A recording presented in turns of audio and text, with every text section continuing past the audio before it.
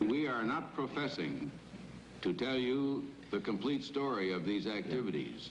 We are professing to tell you the complete story that we know. Right. But these records that we've uncovered don't tell the story. They tell pieces of it. This is a story that has been told in bits and pieces. This is an attempt to pull most of it together. We know we don't have the full story. We do, however, have some striking new revelations and insights. The story begins here, just off the nation's front yard, the Mall. The buildings behind me were the headquarters for the World War II Office of Strategic Service. It was here that the first halting steps toward mind control began. The shaper and molder of OSS was General Wild Bill Donovan.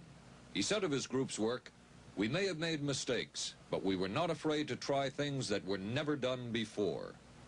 In this anything-goes atmosphere, Donovan appointed this man, Stanley Lovell, a Boston industrialist, to break new ground in many scientific and technical fields. Donovan called Lovell his Dr. Moriarty, after the fiendish professor in Sherlock Holmes. Lovell liked the name and posed for this Saturday Evening Post photo.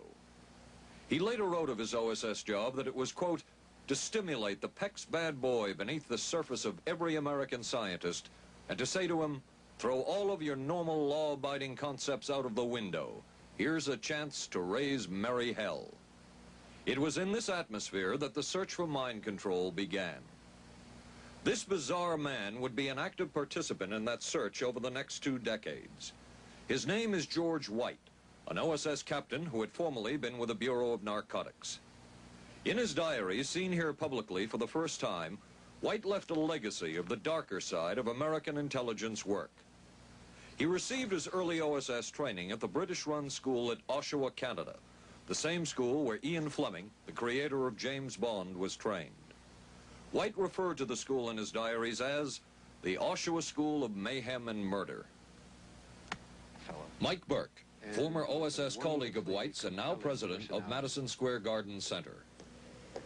Very compelling fellow, mysterious fellow, almost mystical fellow. He was fascinating because you knew something about him, but not enough about him to really get a fix on him. He also knew a great deal about the swifter elements of society, the gamier side of life, and he was very impressive in his technical knowledge of the underworld, so to speak.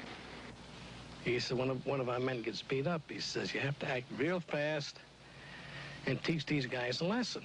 Charles Siragusa, a former narcotics officer and friend of White's. He'll come around, he says, and break your kneecaps. And with that, one guy laughed, and George would always have a little Billy with him.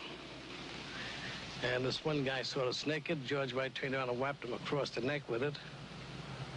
Then he picked up a pool stick and started beating everybody up. He made his point. And he made his point. George White was not a man of understatement or subtleties. His boss at OSS, Stanley Lovell, referred to him as deadly and dedicated. In this note from White's diaries, it says, call Lovell regarding TD. TD was a rather transparent cover for Truth Drug. George White worked with the Truth Drug Committee here at St. Elizabeth's Hospital in the nation's capital. They experimented with mescaline, scopolamine, and marijuana on unwitting victims. The committee soon learned there was no easy panacea, no truth drug at this stage. But White and later colleagues would not stop trying. The goal remained the same.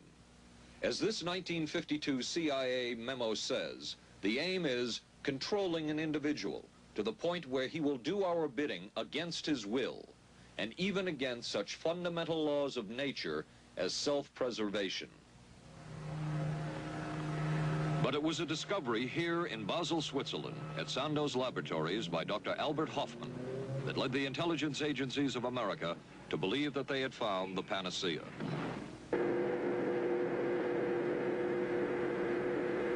The discovery was lysergic acid diethylamide, LSD. The film that you see is considered by many experts to be the closest illustration of the effects of a hallucinogenic. It was one of the first times that anybody had run into a powerful drug that was different than anything else that they knew anything about. John Gittinger, recently retired chief psychologist for the CIA. This is the first time Gittinger has been interviewed publicly. We could disable a whole city by putting a very small amount on a water supply. After all of these years of us, those of us who are involved in looking for this secret drug, this was the only thing that began to look for the first time like it might be something like that. The CIA's interest in LSD was intense. The worry was that the Russians would get hold of it. Were the Soviets into LSD? I'm going to have to say I'm sure they were, but if you ask me to prove it, I've never seen any direct proof of it. But at one point, intelligence information received from Switzerland said that Sandoz Laboratories was about to put 100 million doses of LSD on the open market. And it caused enough concern within the agency that the United States was prepared to buy the entire supply. However, a slight mistake had been made. The mistake is made public for the first time.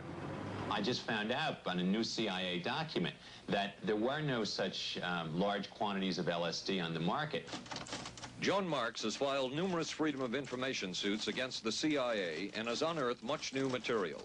He is the author of The Search for the Manchurian Candidate, a history of intelligence agency work with mind control. He is a consultant for this report. What happened is that there was a military attaché in Switzerland, an American officer, who got milligrams and kilograms mixed up.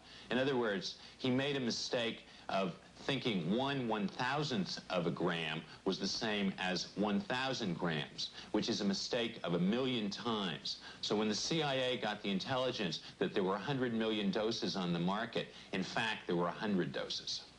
The man who would oversee the CIA's research into drugs and most of the agency's behavior programs is this man, Dr. Sidney Gottlieb, a chemist. Dr. Gottlieb declined ABC News' request for an interview. In their never-ending search for the miracle weapon, CIA operatives searched here in the remote mountain areas of southern Mexico for what up to then had been considered a myth, magic mushrooms. They used this man, a part-time chemist for the CIA, to dupe this man, a vice president of a bank and an amateur mycologist or mushroom expert, to try to get to the magic mushrooms and turn them into a drug. But it would be the amateur, R. Gordon Wasson and his colleagues, who would win the race and develop the drug psilocybin from the magic mushrooms. We went into the Mazatec area, far from the highways, remote from Mexico City. There we found that rotten bagasse, as it's called, bagasso, covered with mushrooms. These mushrooms I didn't know, had never seen. They were the sacred mushrooms. Wasson would also discover and record the ancient mystical rites of the mushrooms from a local shaman or magical priestess, Maria Sabina. And we were seeing incredible sights. They would go slowly or they would go fast as I ordained. All your senses are rendered acute. We say that you see visions, you see hallucinations, but that doesn't begin to tell this story. The hallucinations are only part of it. You hear sounds, you smell things. The night was thrilling. Word of Wasson's discovery reached the CIA quickly. Dr. James Moore, a University of Delaware chemist, secretly served the CIA preparing deadly chemicals on short notice. Moore was instructed to get close to Wasson and accompany him on another trip to Mexico to get the magic mushrooms. Internal documents show the CIA felt a drug derived from the mushrooms could remain an agency secret. What in the world were they looking for with the magic mushrooms? I think the best answer to that is that they were looking for fundamental information on compounds that would be capable of causing changes in behavior, changes in mental attitude. Did you ever consider what would have happened if any of these substances were given to, say, unwitting people? Oh, I don't remember having considered that specifically. What if you, I trust perhaps you've thought about it. Well, I haven't worried about it. Your question again, what would I have thought had I known that Any of these substances would have been given to unwitting persons? You mean a hostile agent of another government? No, I mean think that was probably one of the things they had in mind. I mean testing it out on an American citizen.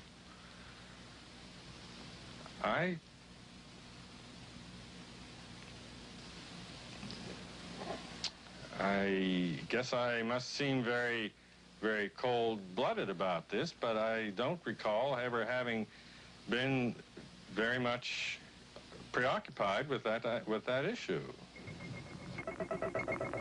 But many drugs were tested in this way.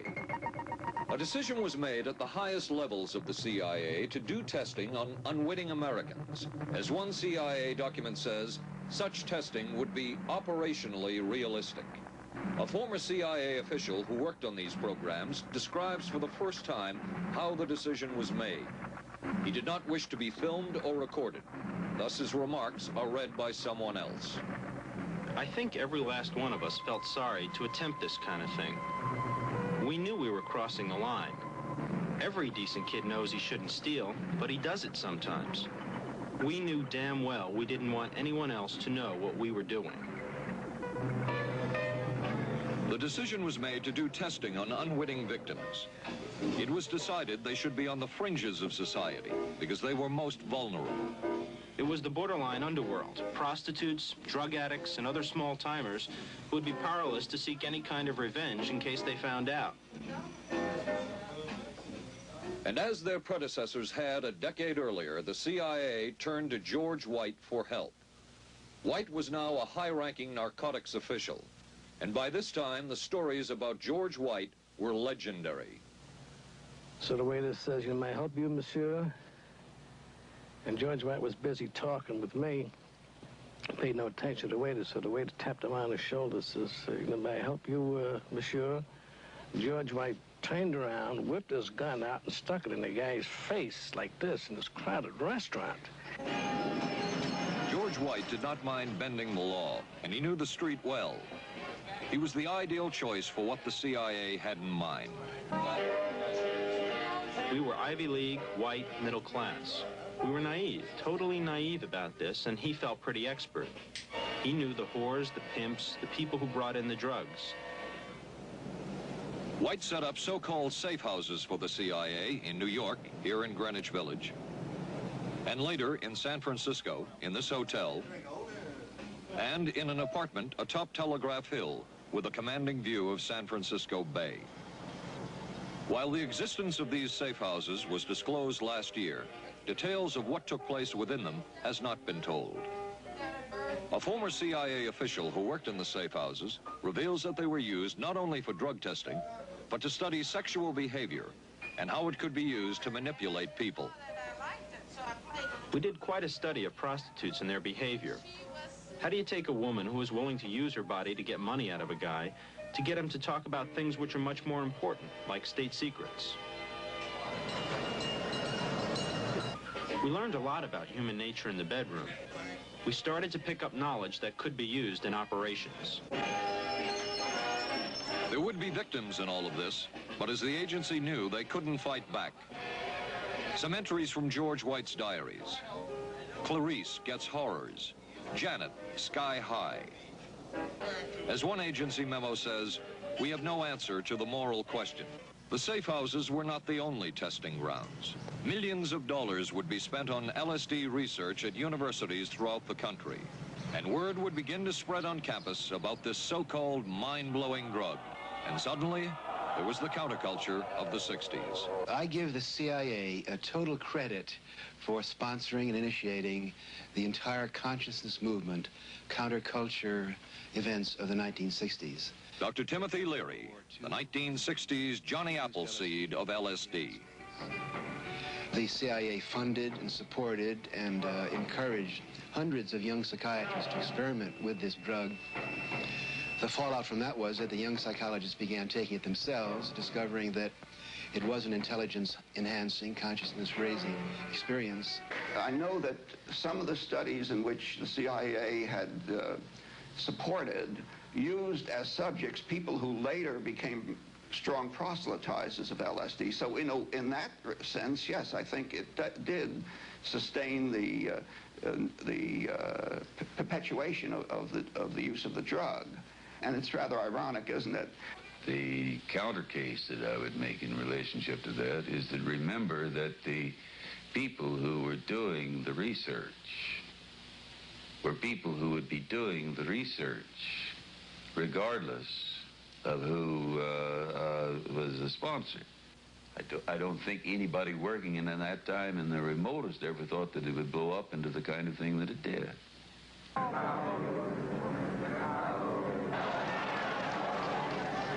History will judge the role of the CIA and other intelligence agencies in unwittingly contributing to the counterculture of the 60s through their intense interest in LSD and other hallucinogenics. But for the moment at least, the argument can be made that the CIA helped usher in the age of Aquarius.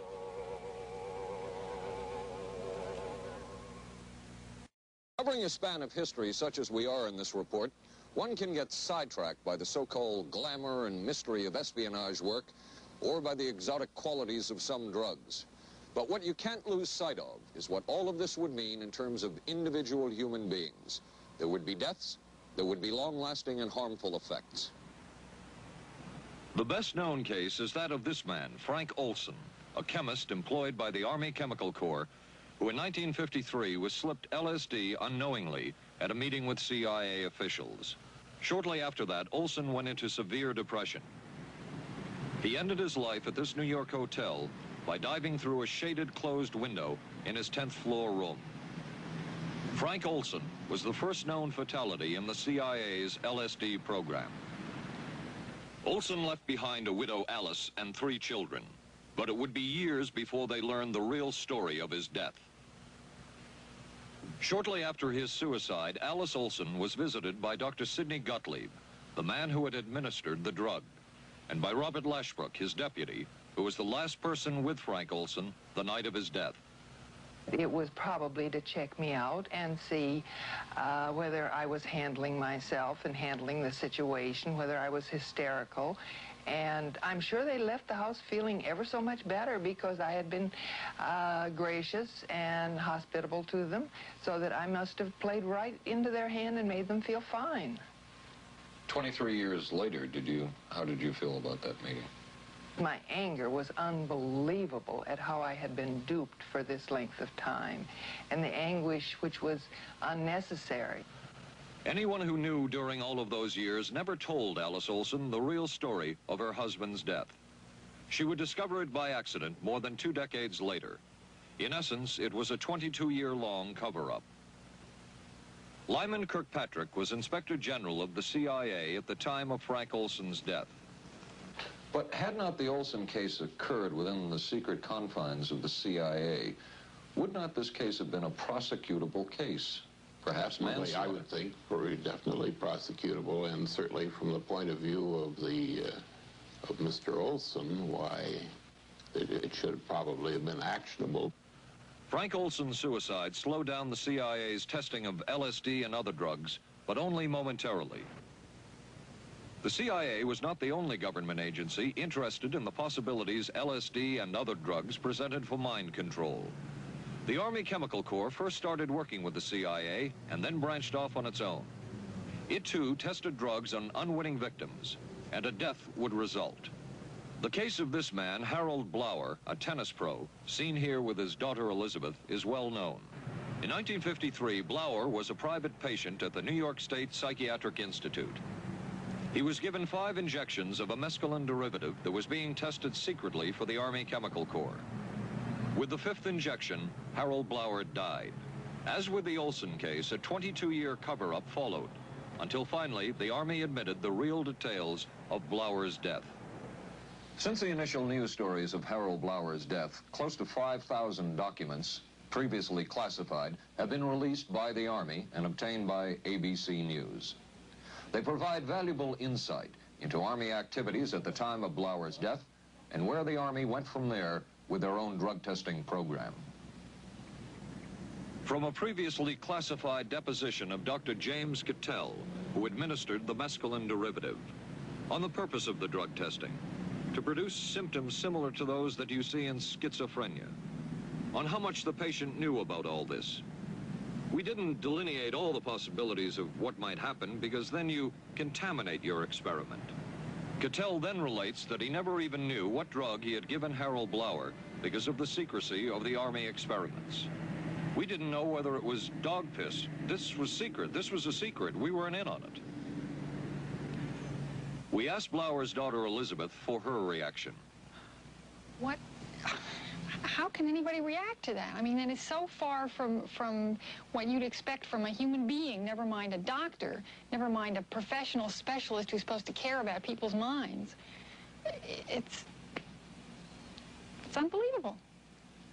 A suit filed by Elizabeth Barrett against the Army Chemical Corps is now pending in federal court. Other Army experiments continued on mental patients around the country. Work done at the Tulane Medical Center in New Orleans involved several drugs, hallucinogenics, and electrodes implanted in the brain.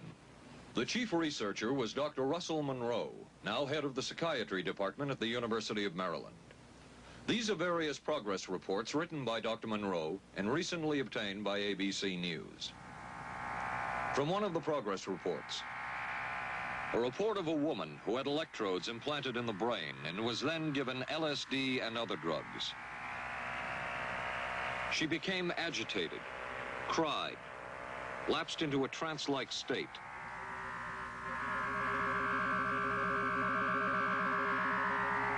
Felt as if she were about to have a convulsion, experienced waves of darkness and light,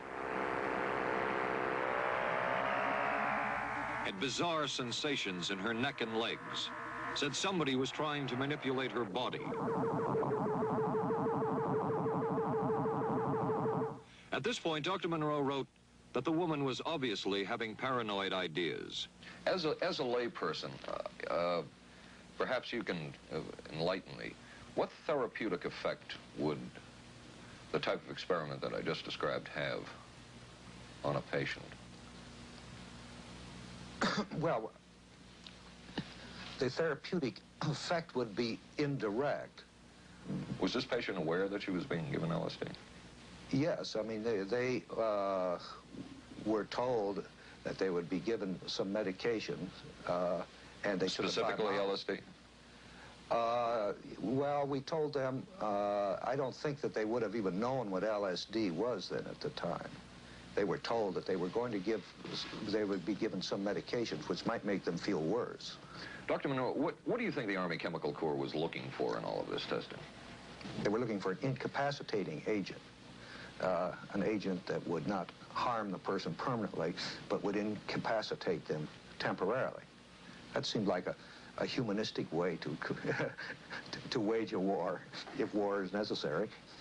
When James Thornwell was given LSD by Army intelligence in 1961, this time it was no experiment. This time the express purpose was to peel back Thornwell's brain to bear any secret within it. This time the Army had gone operational.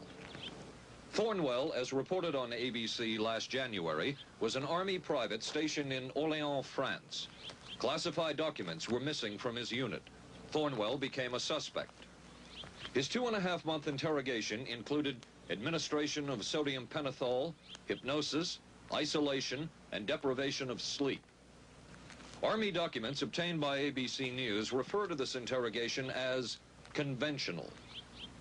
Despite this severe questioning, Army intelligence was getting nowhere with Thornwell, and it was decided to slip him LSD. For 16 years, Thornwell never knew what had hit him. Tell me about the acid. I'd rather not. It's a bad trip. It's a bad trip. That was a bad trip. The pain was so excruciating. Felt like somebody was sticking me with 1,000,000 pins. You know, just everywhere. Oh, it just... Oh.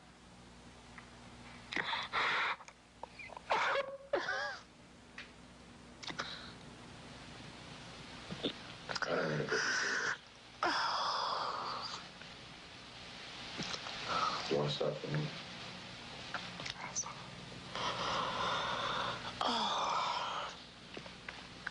I walked around. You want to stop? Oh, I can talk. I lived through it. I lived through it. I lived through it. No charges were ever brought by the Army against Thornwell. He was discharged for psychological disorders. But an Army psychiatric evaluation of Thornwell obtained by ABC News, one which was done prior to Thornwell having been given LSD, says of him, fairly cooperative, oriented, alert, and gave no evidence of psychosis or depression. From the Army's point of view, this type of LSD interrogation was a success. Other documents refer to the exploitability of interrogation subjects, cracking them, keeping them off balance mentally, and providing an economical, speedy, and productive aid to interrogation. From James Thornwell's point of view, it was no success. Thornwell still has serious problems. He's run through 2 marriages, he maintains he can't hold a job, can't concentrate, has nightmares, and feels socially and emotionally isolated. Last fall, Thornwell filed suit against the government in federal court. In a moment, we will examine the closest experimentation to brainwashing that we have uncovered.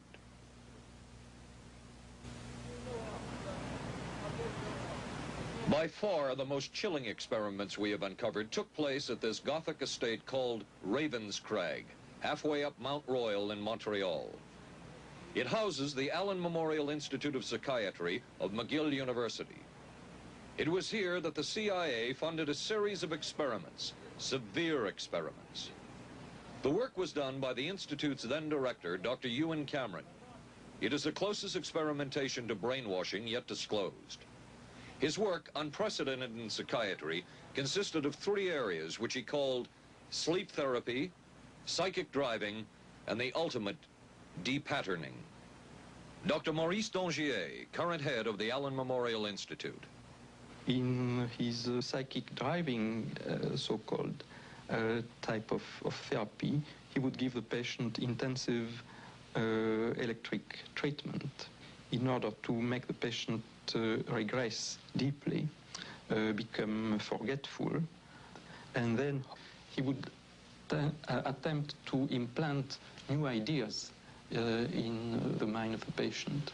Now, to a layman, it would appear that Dr. Cameron was trying to take the slate and wipe it clean, the slate being the mind. In other words, brainwashing. Exactly, that's a very good comparison. Brainwashing. Yes, should I? Val Orlico of Winnipeg, Canada, the wife of a member of the Canadian Parliament, was a patient of Dr. Cameron's. She entered the Allen Memorial Institute because of severe depression. She describes for the first time publicly the LSD therapy and psychic driving treatment that she was given by Dr. Cameron. And then the drug began to take hold very rapidly because it was an IV injection. And things became very furry and very frightening, and had a lot of sensations that it's very difficult to recall. Nobody explained it to me. Nobody ever asked me if I was willing to do it or anything. He had this feeling that he would be able to get through the resistance of illness and to reach deep changes very quickly. Did he? I don't think that when you look at that in retrospect, the hopes that he had have been in any way fulfilled. But Cameron would plunge on. The next step was what he called psychic driving. This involved almost endless tape-recorded messages and more drugs for the patient. Cameron wrote that this was the way to make direct controlled changes in personality. I thought this was the coldest and most impersonal treatment that anybody could give to anybody in the world. And I became more and more despondent and more angry. I just became so despondent that I thought I can't live like this any longer. And I thought I would just go out and throw myself underneath the cars on McGregor. I stood on the curb of that street and I stood there and I thought, okay, go. Okay, go. And then I thought, what if you're not killed? What if you're just maimed? What if you don't die and you live and you can't even talk anymore? And I couldn't do it. The most severe technique Cameron used was de-patterning.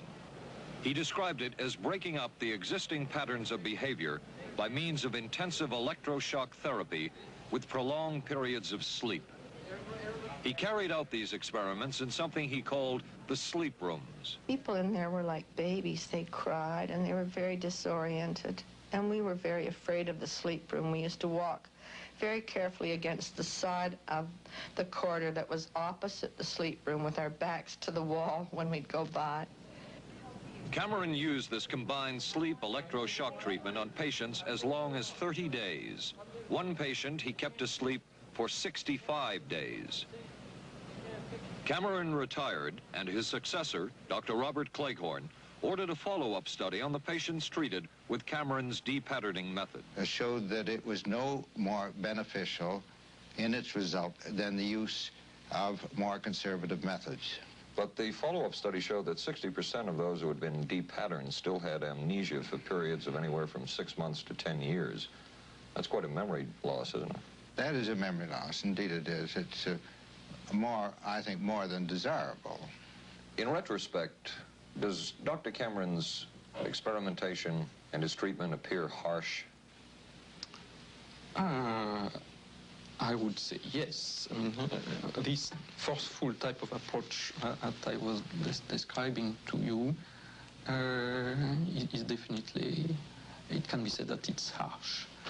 I wouldn't call it harsh. I would say it was harder on the staff than it was on the patients, because these people had to be fed and they had to be cared for and they had to be given sufficient fluid and food and toileted and so on and so forth. It was a very difficult thing for the staff to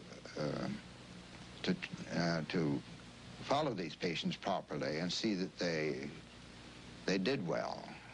Well, I'm glad he was concerned for the staff. But damn it all, I wouldn't. I could have maybe had a different kind of life. And that makes me angry and sad, and I don't know how to explain how I feel, really. I'm just...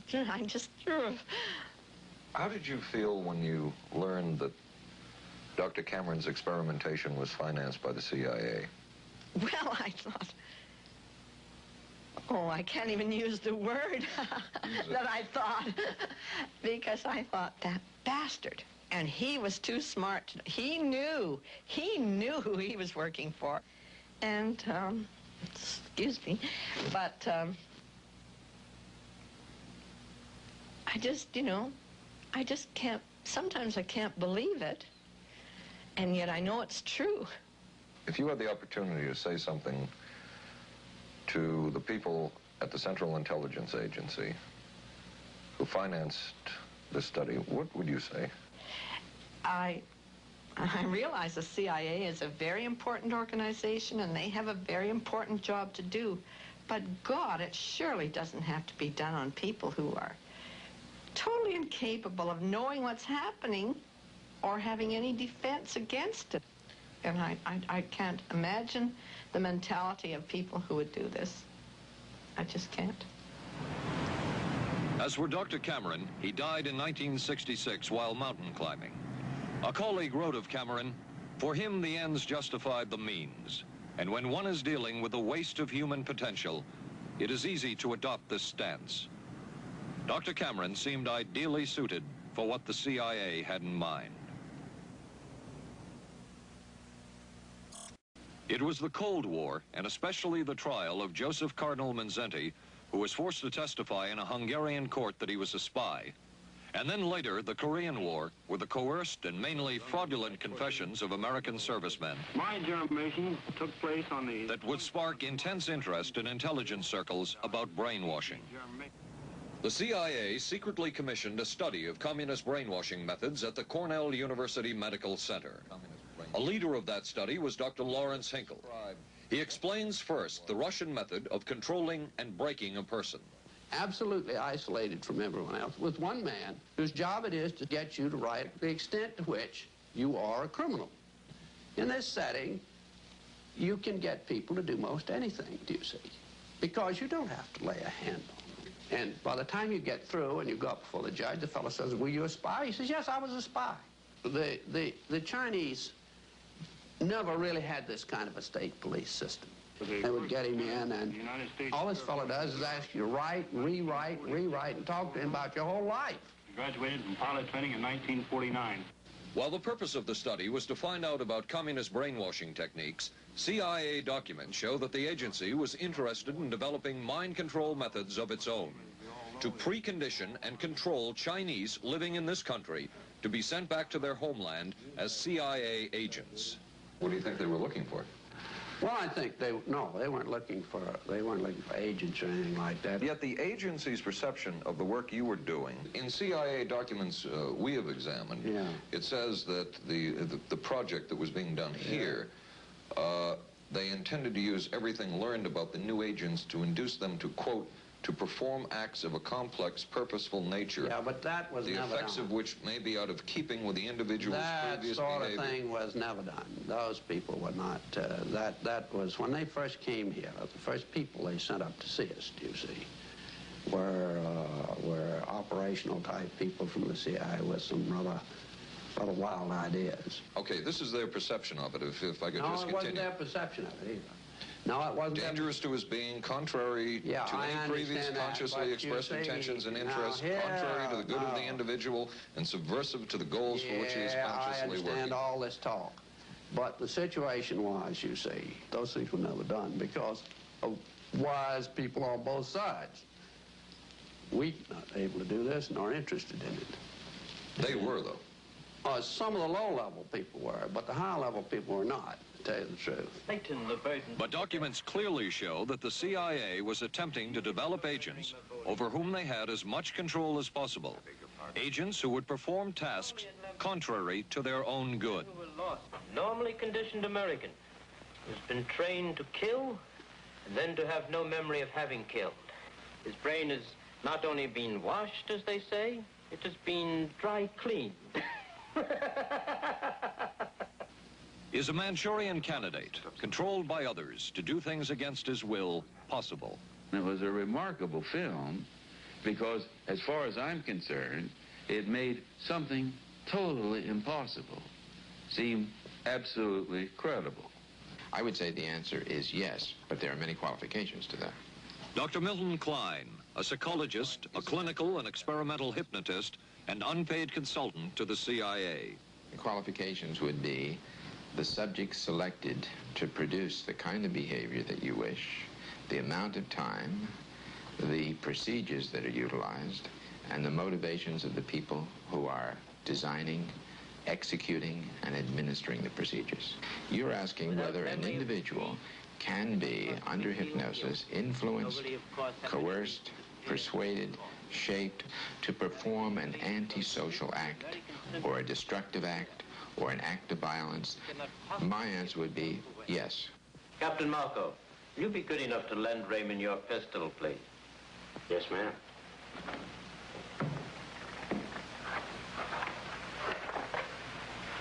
Thanks, Ben. Sure, kid. Shoot Bobby, Raymond. Through the forehead.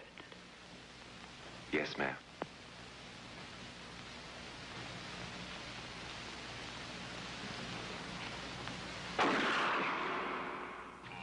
How valuable a tool can hypnosis be in the intelligence field? None whatsoever. It has absolutely no use because nobody's ever been able to do that I know of, do it in an operationally feasible way. I'm not in any way saying that hypnosis doesn't take place. I'm not saying there's nothing to it.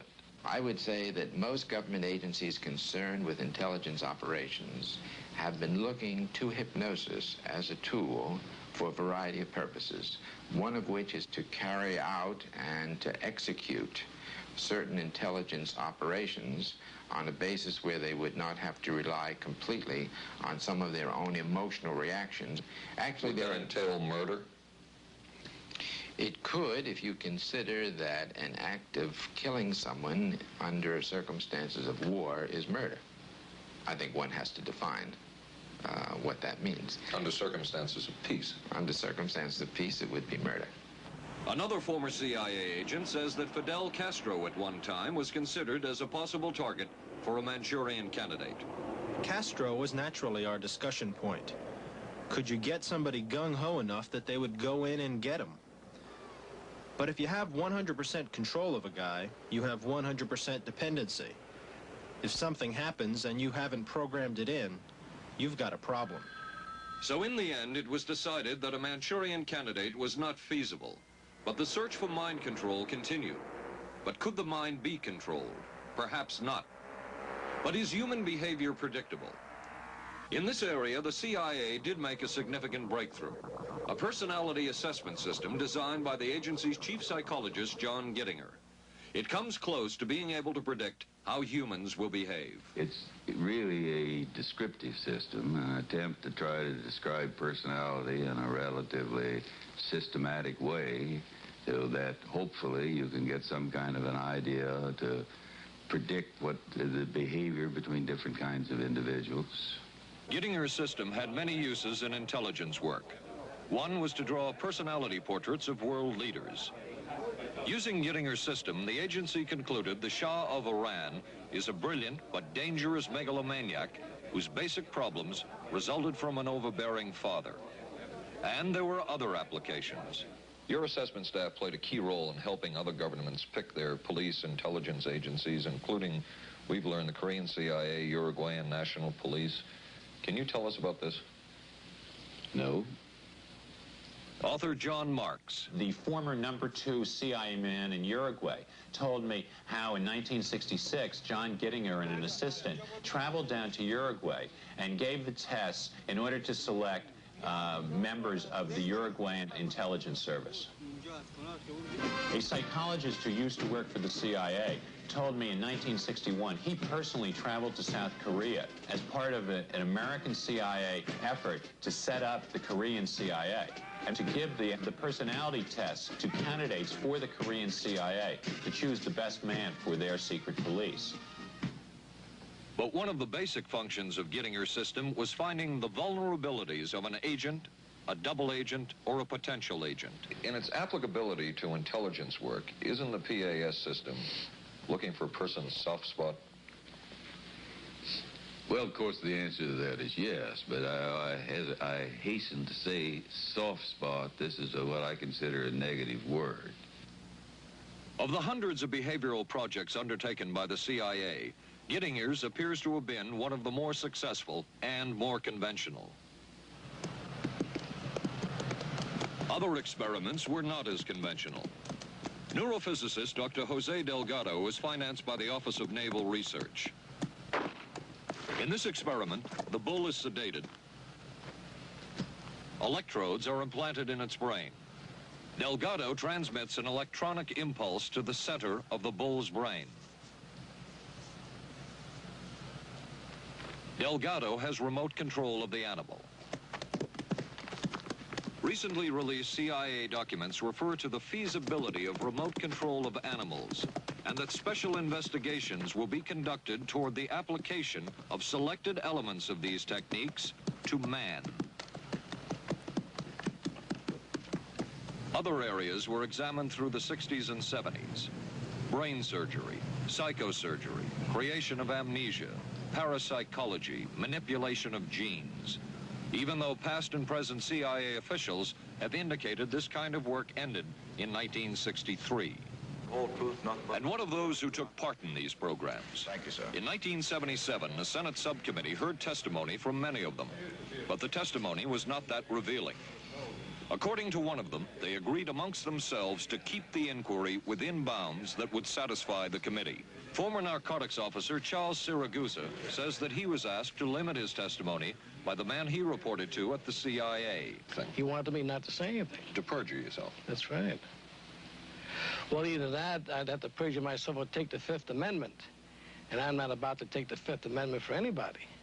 Okay. Former CIA chemist Robert Lashbrook testified he had no first-hand knowledge of the agency-run safe houses when in fact he supervised one of them.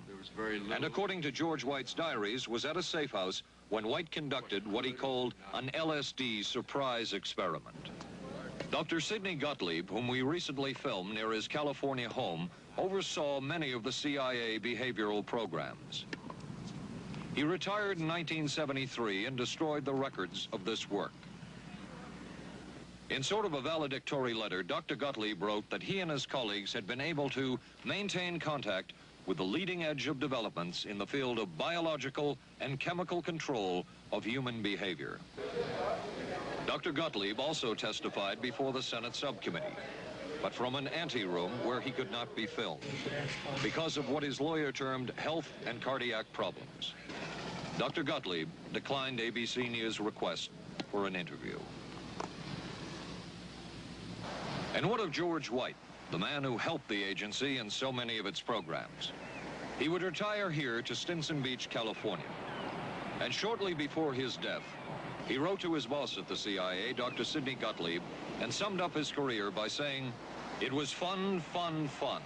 Where else could a red-blooded American boy lie, kill, and cheat, steal, deceive, rape, and pillage with the sanction and blessing of the All-Highest?"